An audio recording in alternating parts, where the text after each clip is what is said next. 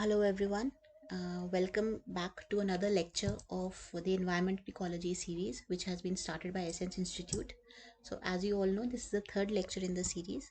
पिछले lectures में first lecture में हमने इकोटोन डिस्कस किया था, दूसरे लेक्चर में हमने सक्सेशन के बारे में डिस्कस किया था, और आज के लेक्चर में जो है हम डिस्कस करेंगे आपका energy flow through a food chain. So ये लेक्चर जो है ये दो पार्ट्स में रहेगा. आज जो है पहला पार्ट रहेगा इस लेक्चर का, and in the next class we will cover the next part of this lecture. So let us begin without further delay. So अगर एनर्जी फ्लो की अगर बात करें थ्रू एन इकोसिस्टम, तो सबसे पहले आपको ये जानना ज़रूरी है कि ट्रॉफिक लेवल क्या होता है. What is a trophic level? Basically ये ट्रॉफिक लेवल जो है ये आपको रिप्रेजेंट करता है कि एक इकोसिस्टम में एनर्जी फ्लो कैसे कर रही है, किस डायरेक्शन में फ्लो कर रही है और किस तरह से फ्लो कर रही है. तो ट्रॉफिक लेवल एक ऑर्गेनिज्म का कुछ नहीं होता. इट इज बेसिकली वो जो पोजीशन है उस ऑर्गेनिज्म की जो वो ऑक्यूपाई कर रहा है फूड चेन में. यानी अगर मैं कहूँ मेरे पास एक ग्रास हॉपर है जो ग्रास को खा रहा है, और ग्रास हॉपर को स्नेक खा रहा है, और स्नेक को हॉक खा रहा है, तो यहाँ पर ये ग्रास हॉपर की जो पोजीशन है ये इसका ट्रॉफिक लेवल होगा. ये जो स्नेक की पोजीशन है ये इसका ट्रॉफिक लेवल होगा, और ये जो हॉक की पोजीशन है ये इसका ट्रॉफिक लेवल होगा. बेसिकली ट्रॉफिक लेवल इंटरैक्शन क्या बताती है? वो ये बताती है कि जो आपके डिफरेंट मेंबर्स हैं इकोसिस्टम में, वो एक दूसरे पर किस तरह से निर्भर करते हैं, एक दूसरे के साथ किस तरह से कनेक्टेड हैं अपनी न्यूट्रिशनल नीड्स के लिए, अपने खाने के लिए, अपने जीवित रहने के लिए, अपने जिंदा रहने के लिए, अपना न्यूट्रिशन डिराइव करने के लिए वो एक दूसरे पर किस तरह से डिपेंड हो रहे हैं. राइट. अब एनर्जी जो है एक इकोसिस्टम में हमेशा प्रोड्यूसर से फ्लो करेगी. प्रोड्यूसर जो है आपका, जो आपके ग्रीन प्लांट्स होते हैं या आपका कोई भी तरह का प्लांट होता है, वहां से एनर्जी फ्लो करेगी सब्सिक्वेंट ट्रॉफिक लेवल्स में. और हमेशा ये जो आपका एनर्जी फ्लो है ये एक ही डायरेक्शन में रहेगा, यानी यूनिडायरेक्शनल रहेगा. जब प्रोड्यूसर से फ्लो कर रही है आगे, उल्टा तो नहीं हो रहा ना कि ऊपर वाले लेवल से हॉक से प्रोड्यूसर की तरफ आ रही है एनर्जी. नहीं, घास को ग्रास हॉपर ने खाया, ग्रास हॉपर को एनर्जी मिली. ग्रास हॉपर को स्नेक ने खाया, स्नेक को एनर्जी मिली. स्नेक को हॉक ने खाया, हॉक को एनर्जी मिली. उल्टा इज नॉट पॉसिबल कि स्नेक को हॉक ने खाया तो स्नेक को एनर्जी मिल रही है. ऐसा नहीं होता. स्नेक को हॉक ने खाया तो हॉक को ही एनर्जी मिलेगी. So this energy flow through an ecosystem is always unidirectional. And one thing which you have to remember is this point. Energy level जो है हमेशा डिक्रीज करेगा जब आप पहले ट्रॉफिक लेवल से सब्सिक्वेंट ट्रॉफिक लेवल्स पर जाएंगे. क्यों? क्योंकि हर लेवल पर एनर्जी जो है वो लूज होगी in the form of heat. In the form of heat. In fact, it is said that 90% of the energy is lost when you move from one trophic level to another, and only 10% of the energy is transferred from one trophic level to another. This is known as the 10% law in environmental sciences, जो क्या कहता है कि जब आप एक trophic level से एक लिंक से दूसरे लिंक पर जा रहे हैं अपनी फूड चेन के, तो सिर्फ 10% आपकी जो एनर्जी है, 10% of the energy is being transferred from one level to the other level. और ये जो है बेसिकली आप इसी वजह से जो है आपकी जो फूड चेन है वो 4 या 5 स्टेप से ज़्यादा नहीं हो सकती. देखो, ग्रास हॉपर ने ग्रास को खाया, ग्रास हॉपर को मिली 100 कैलोरीज. ग्रास हॉपर को स्नेक ने खाया, सिर्फ 10% जो है इस 100 का स्नेक तक जाएगा. कितना होता है 10% ऑफ 100? 10/100 इंटू 100, यानी सिर्फ 10 कैलोरीज जो है वो स्नेक को मिल रही है. जो रिमेनिंग की 90 कैलोरीज हैं वो कहाँ जा रही हैं? एज हीट लूज हो रही हैं. अब स्नेक के पास कितनी है? 10 कैलोरीज. अब इस स्नेक को जब हॉक खाएगा तो हॉक के पास कितना जाएगा? इसी 10 कैलोरीज का 10%, यानी सिर्फ 1 कैलोरी. तो आप देख रहे हैं कैसे 100 कैलोरीज थी ग्रास हॉपर के पास, लेकिन हॉक तक आते आते वो सिर्फ 1 कैलोरी रह गई. तो भाई it is not a sustainable thing कि भाई हॉक को अगर कोई और खाएगा उसके पास 0.1 कैलोरी जाएगी, उसको कोई और खाएगा वो 0.01, यानी हर लेवल पर एनर्जी जो है सिर्फ 10% ट्रांसफर हो रही है. तो अगर आपने एक फूड चेन को सस्टेनेबल बनाना है, यू नीड टू रिमेंबर कि भाई उसमें 4 या 5 ट्रॉफिक लेवल से ज़्यादा नहीं होने चाहिए. क्यों? क्योंकि भाई हर लेवल पर क्या हो रहा है, सिर्फ 10% एनर्जी ट्रांसफर हो रही है, रिमेनिंग 90% जो है, remaining 90% of the energy is getting lost in the environment as heat. अब ये जो ट्रॉफिक लेवल इंटरैक्शंस हैं, हमने बेसिकली 3 कॉन्सेप्ट्स पढ़ने हैं, food chain, food web and ecological pyramids. आज हम फूड चेन और फूड वेब्स को कवर करेंगे, इकोलॉजिकल पिरामिड्स हम इसके सेकेंड पार्ट में पढ़ेंगे, राइट। फूड चेन क्या होता है, किस तरह से एनर्जी एक लेवल से दूसरे लेवल तक जा रही है। Transfer of food energy from green plants through a series of organisms with repeated eating and being eaten link is called a food chain. The process of eating and being eaten is a food chain. आपने मेज बनाई, मेज को किसने खाया, locust ने खाया, locust को लिजर्ड ने खाया और लिजर्ड को स्नेक ने खाया। किस तरह से मेज से ग्रास आपकी लोकस्ट में एनर्जी गई, लोकस्ट से लिजर्ड में गई और लिजर्ड से स्नेक में गई, ठीक है। ग्रास है, ग्रास को ग्रास हॉपर ने खाया, ग्रास हॉपर को फ्रॉग ने खाया, फ्रॉग को स्नेक ने खाया, स्नेक को हॉक या ईगल ने खाया। किस तरह से जो है आपकी एनर्जी जो है ट्रांसफर कर रही है एक ऑर्गेनिज्म से दूसरे ऑर्गेनिज्म तक। Each step in the food chain is called trophic level. Obviously her organism की जो पोजीशन है वो एक ट्रॉफिक लेवल को रिप्रेजेंट करती है, पिछले स्लाइड में भी पढ़ा। एक फूड चेन प्रोड्यूसर से स्टार्ट होगी और आपके टॉप कार्निवोर पे एंड होगी। Trophic level of an organism is the position it occupies in the food chain, ये अभी पढ़ चुके हैं। अब ये जो फूड चेन है ये 2 तरीके की होती है। एक होती है ग्रेजिंग फूड चेन, जो बेसिकली आपके प्रोड्यूसर से स्टार्ट होती है, और दूसरी होती है आपकी डेट्राइटस फूड चेन, जो आपकी डेड ऑर्गेनिक मैटर से स्टार्ट होती है। अगर लॉजिकली देखा जाए ये दोनों फूड चेन्स जो है एक दूसरे से अलग नहीं है। कैसे? प्रोड्यूसर को ग्रास हॉपर ने खाया, ग्रास हॉपर को लिजर्ड ने खाया, लिजर्ड को स्नेक ने खाया। अब जब इनमें से कोई भी चीज मरेगी, चाहे वो मेज का पौधा मरे, चाहे वो लोकस्ट मरे, चाहे वो लिजर्ड मरे, चाहे वो स्नेक मरे, वो क्या बन जाएगा? Dead organic matter. इस डेड ऑर्गेनिक मैटर को जो है प्राइमरी डेट्राइटस फीडर, जैसे आपके कोई वर्म्स आ गए, आपके कोई बैक्टीरिया आ गए, आपके कोई फंगस आ गया, कोई ना कोई इसको ब्रेक करेगा और इस प्राइमरी डेट्राइटस फीडर को सेकेंडरी डेट्राइटस फीडर जो है खाएगा, चूहा खाएगा, और इस चूहे को स्नेक भी खा सकता है। तो कहीं ना कहीं ये फूड चेन्स जो है एक दूसरे से आइसोलेटेड नहीं है, इंटरलिंक्ड है। लेकिन for the purpose of studying, for the purpose of understanding the concept, यहाँ पर हमने इसको 2 में ब्रेक किया है, ग्रेजिंग फूड चेन और detritus food chain. Grazing food chain वो जो आपकी प्राइमरी प्रोड्यूसर से स्टार्ट होती है, डेट्राइटस फूड चेन वो जो आपकी डेड ऑर्गेनिक मैटर से स्टार्ट होती है, विच इज़ नथिंग बट आपका ग्रेजिंग फूड चेन में कोई भी जब ऑर्गेनिज्म मर जाता है तो वो ऑब्वियसली डेड ऑर्गेनिक मैटर बनाएगा, और इस डेड ऑर्गेनिक मैटर को खाने वाले आपके प्राइमरी डेट्राइटस फीडर्स होंगे और उनको खाने वाले सेकेंडरी डेट्राइटस फीडर्स होंगे, right. So this is about food chains, a relatively simpler concept. Food web की अगर बात करें तो जब हम मल्टीपल फूड चेन्स को इंटरलिंक कर देते हैं, अपनी फूड बास्केट को डाइवर्सिफाई कर देते हैं, स्टेबिलिटी बढ़ाने के लिए, मैच्योरिटी लाने के लिए, उसको बोला जाता है फूड वेब। तो फूड वेब क्या रिप्रेजेंट करता है? वो सारे पॉसिबल पाथ्स, किस तरह से एनर्जी एक इकोसिस्टम में फ्लो कर सकती है। घास है, घास को ग्रास हॉपर ने खाया, ग्रास हॉपर को चिड़िया ने खाया, चिड़िया को स्नेक ने खाया, स्नेक को आपके बेसिकली ईगल ने खाया। सिमिलरली ग्रास है, ग्रास को आपको आपके एंटीलोप या डियर ने खाया, डियर को चीता ने खाया, चीता को अगेन हॉक ने खाया। या फिर चूहा है, चूहे को लोमड़ी ने खाया, लोमड़ी को स्नेक ने खाया। इस घास को अब राइनोसोरस भी खा सकता है, इस घास को जो है जिराफ भी खा सकता है, कोई भी खा सकता है, ज़ीब्रा खा सकता है, एनीवन। सो किस तरह से एक इकोसिस्टम में आपकी एनर्जी फ्लो कर रही है वो आपका फूड वेब रिप्रेजेंट करेगा, ठीक है। और होता क्या है, अगर आप बीच में से कोई भी फूड चेन हटा दो, मैं कहती हूँ मेरी ये जो राइनोज हैं इनकी पॉपुलेशन खत्म हो गई। अब अगर सिर्फ शेर सिर्फ राइनो खाता तो ऑब्वियसली शेर की पॉपुलेशन भी कहीं ना कहीं इम्पैक्ट हो जाती, लेकिन यहाँ पर शेर जिराफ भी खा रहा है तो कहीं इस पे शेर की पॉपुलेशन पे जो है एक एडवर्स इम्पैक्ट देखने को नहीं मिलेगा। कहीं ना कहीं इकोसिस्टम जो है होम्योस्टैसिस, अपना बैलेंस जो है मेंटेन करने की कोशिश करेगा। तो basically more than one alternative food item आपको प्रोवाइड की जाती है, आपकी फूड बास्केट को डाइवर्सिफाई किया जाता है बेसिक ऑर्गेनिजम्स का सर्वाइवल इंश्योर करने के लिए इकोसिस्टम में। So that is about food webs. ये चीज़ें हम अब बचपन से पढ़ते आते हैं। अगर किसी को फिर भी कोई डाउट है please leave it in the comment section below, हम इसको डिस्कस कर लेंगे। और इन्हीं फूड वेब्स और इन्हीं फूड चेन से रिलेटेड एक कॉन्सेप्ट है आपकी बायोटिक इंटरैक्शंस का। बायोटिक क्या? किस तरह से आपके जो लिविंग बींग्स हैं एक फूड वेब में इंटरैक्ट करते हैं। ये इंटरैक्शन पॉजिटिव भी हो सकती है, सॉरी यहाँ पर आना चाहिए था negative, I am really sorry, और ये इंटरैक्शन नेगेटिव भी हो सकती है।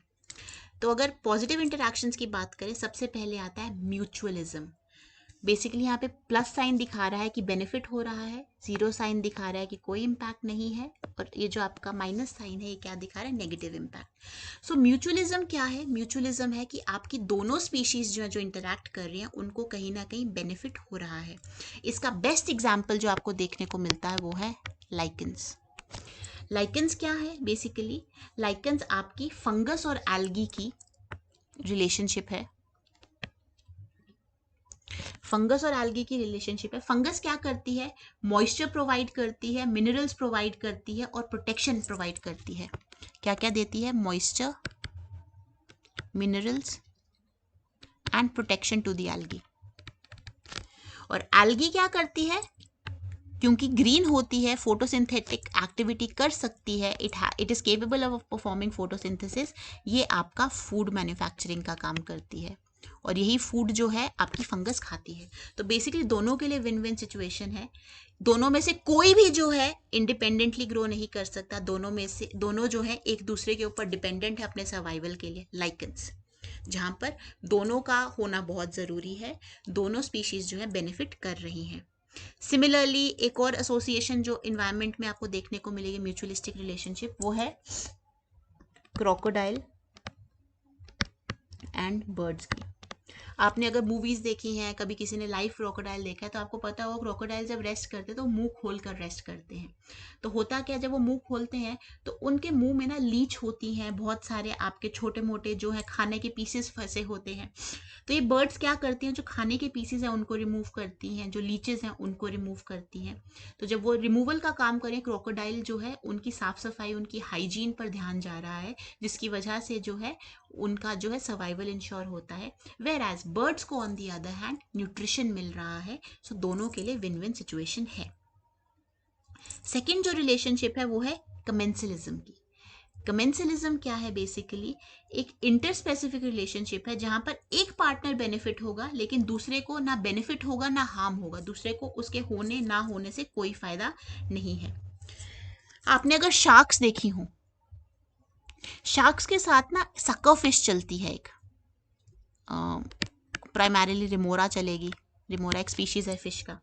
अब वो क्या करती है, बेसिकली इनका जो पीछे वाला फिन होता है, जो डॉर्सल फिन होता है, वो एक मॉडिफाई किया जाता है सकर में।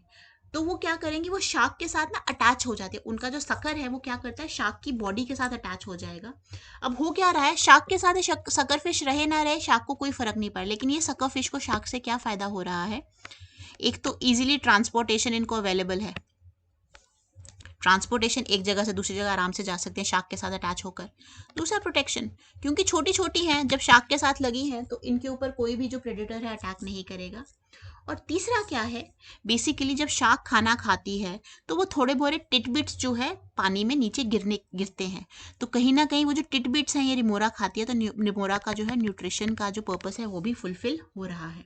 तो ये रिमोरा फिश जो है इसको कहीं ना कहीं जो है कुछ ना कुछ बेनिफिट हो रहा है, राइट। प्रोटो कोऑपरेशन की बात करें, प्रोटो कोऑपरेशन जो है म्यूचुअलिज्म का ही फॉर्म है, लेकिन फर्क क्या है, बेसिकली ये जो स्पीशीज हैं, जो दोनों स्पीशीज हैं, एक दूसरे पर डिपेंड नहीं कर रही हैं अपने सर्वाइवल के लिए। यहाँ पर एल्गी और फंगस को दोनों को होना जरूरी है ताकि लाइकन सर्वाइव कर सके, लेकिन प्रोटो कोऑपरेशन में जो है सर्वाइवल के लिए एक दूसरे पर डिपेंडेंट नहीं है। It is not for survival, it is more of कि हाँ मेरी मर्जी है मैं करूँगा, नहीं होगी तो नहीं करूँगा।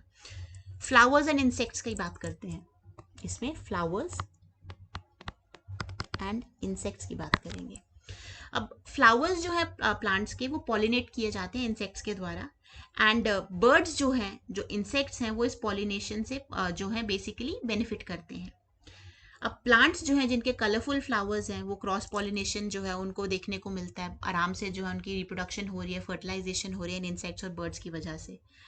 अब ये बेनिफिशियल भी है इंसेक्ट के लिए, क्योंकि वो इंसेक्ट को मे बी उससे खाना मिल रहा है, शहद मिल रहा है, जो भी मिल रहा है। लेकिन अगर आपको पता हो, इंसेक्ट्स के लिए, बर्ड्स के लिए सिर्फ flowers are not a source of nutrition, और फ्लावर्स के लिए आपके birds and insects are not the only source of fertilization. So proto cooperation, survival एक दूसरे के ऊपर जरूरी नहीं है।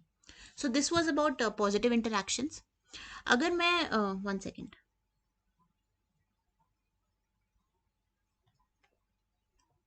सॉरी,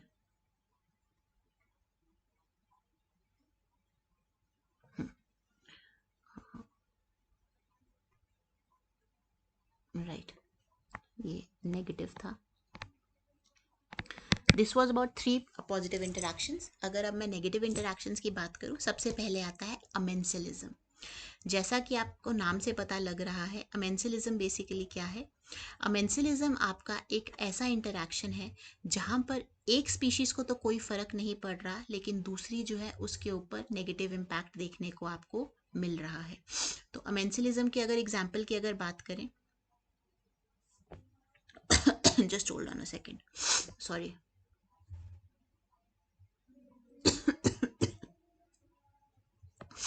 अमेंसिलिज्म की अगर बात करें तो आपको पता है कि ब्रेड मोल्ड, अगर आपने देखा हो ब्रेड जब सड़ती है तो एक ब्रेड मोल्ड उसके ऊपर एक फंगस जैसा जो है उसके ऊपर जो है ग्रो करता है, और ये जो ब्रेड मोल्ड है इसका नाम होता है पेनिसिलियम। इट रिलीजेस एक एंजाइम रिलीज करता है पेनिसिलिन, और अगर आपको पता हो ये पेनिसिलिन जो है हमारी मेडिकल साइंस में एक एंटीबायोटिक का काम करता है। एंटीबायोटिक का क्या काम करता है? ये बेसिकली बैक्टीरिया को मारता है। तो उस ब्रेड के पीस पर जहाँ पर बेसिकली ब्रेड मोल्ड ग्रो कर रहा है, पेनिसिलियम ग्रो कर रहा है, वो पेनिसिलिन रिलीज करेगा। इस पेनिसिलियम का तो कुछ नहीं जा रहा, लेकिन वो जो पेनिसिलिन है वो आपकी बैक्टीरिया जो है उसको जो है इम्पैक्ट कर रहा है। तो एक स्पीशीज जो है इम्पैक्ट हो रही है नेगेटिवली, वेयर एज दूसरी स्पीशीज जो है उस पर कोई इम्पैक्ट नहीं पड़ रहा, right. Next interaction is parasitism, जहां पर एक स्पीशीज का बेनिफिट हो रहा है और दूसरे का बेसिकली क्या हो रहा है? नुकसान हो रहा है। अगर आपने कुत्तों पर, डॉग्स के ऊपर टिक्स देखी हैं, अगर आपने ह्यूमंस के ऊपर लाइस देखी हैं, that is the best example. वो जो जुएं हैं, वो जो टिक्स हैं, वो जो चीचक लगे हुए हैं, वो बेसिकली क्या कर रहे हैं? वो खून पी रहे हैं, और खून पीने के साथ साथ वो अपना न्यूट्रिशन डिराइव कर रहे हैं, रिप्रोडक्शन भी करते हैं, नंबर में बढ़ते जाते हैं। लेकिन जिस इंसान के ऊपर, जिस जानवर के ऊपर वो टिक्स जो है, लाइस जो है ग्रो कर रहे हैं, उनका तो नुकसान ही है। कहीं ना कहीं उनकी बॉडी से ब्लड जा रहा है, कहीं ना कहीं उनका जो हाइजीन है वो प्रॉपरली मेंटेन नहीं हो पा रहा है। प्रिडेशन जो है it is on a larger scale, और होता क्या है? एक स्पीशीज जो है बेनिफिट हो रही है, दूसरी जो है हार्म हो रही है। इंसान देख लो, मुर्गा खाता है, बकरी खाता है, कहीं ना कहीं हम प्रेडेटर्स ही हैं ना। वी आर बेसिकली, हमारा तो फ़ायदा हो रहा है कि हमें न्यूट्रिशन मिल रहा है, हमें अच्छी अच्छी चीज़ें खाने को मिल रही हैं, हमारी प्रोटीन आ रहा है, कार्बोहाइड्रेट आ रहा है, फैट आ रहा है, आयरन आ रहा है, ये आ रहा है, वो आ रहा है। लेकिन जिस जानवर की, जिस प्राणी की जान जा रही है उसके लिए तो वो नेगेटिव ही है, राइट। कैनिबलिज्म, अब कैनिबलिज्म क्या है? प्रिडेशन और कैनिबलिज्म में क्या फ़र्क है? बेसिकली कैनिबलिज्म भी आपकी एक ऐसी ही इंटरैक्शन है, नेगेटिव इंटरैक्शन है, जहाँ पर बेसिकली आप क्या कर रहे हैं? एक स्पीशीज़ का बेनिफिट हो रहा है और दूसरी का जो है हार्म हो रहा है, राइट। लेकिन कैनिबलिज्म आपको सेम स्पीशीज में देखने को मिलेगा, जहां पर एक स्पीशीज का जानवर अपने ही साथ वाले को खाएगा, उसको बोला जाता है कैनिबलिज्म, उसको बोला जाता है कैनिबलिज्म। तो कैनिबलिज्म अगर आप देखो, आपको कहाँ देखने को मिलता है? There are certain species of spiders, जहाँ पर वो क्या करते हैं, आपकी जो ब्लैक विडो स्पाइडर्स हैं वो क्या करते हैं? वो अपनी ही स्पीशीज को खाते हैं। अगर आपने सांप का सुना हो, तो वो जो आपकी फीमेल स्नेक होती है, जब वो बच्चे देती है तो उसमें से काफ़ी सारे बच्चे जो है वो खुद ही खा जाती है। तो कैनिबलिज्म जहाँ पर एक स्पीशीज जो है अपनी ही स्पीशीज को खा रही है, राइट। आपकी मैंटिस, फीमेल प्रेइंग मैंटिस जो है, बेसिकली प्रेइंग मैंटिस आपका एक इंसेक्ट है, इसमें भी आपको कैनिबलिज्म देखने को मिलेगा। ब्लैक विडो स्पाइडर्स हैं, यहाँ पर भी आपको देखने को मिलेगा। आपके स्नेक्स हैं, यहाँ पर भी आपको देखने को मिलेगा। एंड लास्ट में आता है कंपटीशन। अब कंपटीशन में क्या हो रहा है? किसी का भी फायदा नहीं हो रहा। एक पेड़ है, उसने अपनी सीड्स जो हैं अपने आसपास फैला दी। अब इन सीड्स में से कौन सी सीड ग्रो कर पाती है, कौन सी नहीं कर पाती है, क्यों ऐसा क्यों होता है कि सारी की सारी, अगर उसने 10 सीड्स डाली है तो 10 के 10 पौधे क्यों नहीं बनते, 10 के 10 पेड़ क्यों नहीं बनते? कहीं ना कहीं इनके बीच में रिसोर्सेज के लिए, इनके बीच में न्यूट्रिएंट्स के लिए, इनके बीच में जगह के लिए, पानी के लिए, आपकी मिट्टी के लिए, स्पेस के लिए, एयर के लिए, ऑक्सीजन के लिए, हर चीज़ के लिए कंपटीशन रहेगा। और वो वाला ऑर्गेनिज्म जो ज़्यादा फिट है, जो ज़्यादा स्ट्रॉन्ग है, वो सर्वाइव कर पाएगा, जो कमज़ोर है वो सर्वाइव नहीं कर पाएगा। Something which is known as survival of the fittest, right. So competition में कहीं ना कहीं दोनों को हार्म होगा। अब होगा क्या, जो सरवाइव नहीं कर पाएगा, जो वीक होगा, कहीं ना कहीं कुछ पोर्शन, चाहे वो 5% हो, चाहे वो 2% हो, स्पेस का, वाटर का, ऑक्सीजन का, लैंड का, न्यूट्रिएंट्स का, वो ले रहा है ना, वो ले रहा है। वही 2% शायद किसी और की बेटरमेंट में जा सकता था। तो कहीं ना कहीं दोनों का नुकसान हो रहा है। So this was all about biotic interactions and this is all for today's lecture. Thank you everyone. अगर किसी को कोई doubt है, please feel free to leave it in the comment section below and I will try resolving your doubt as soon as possible. Thank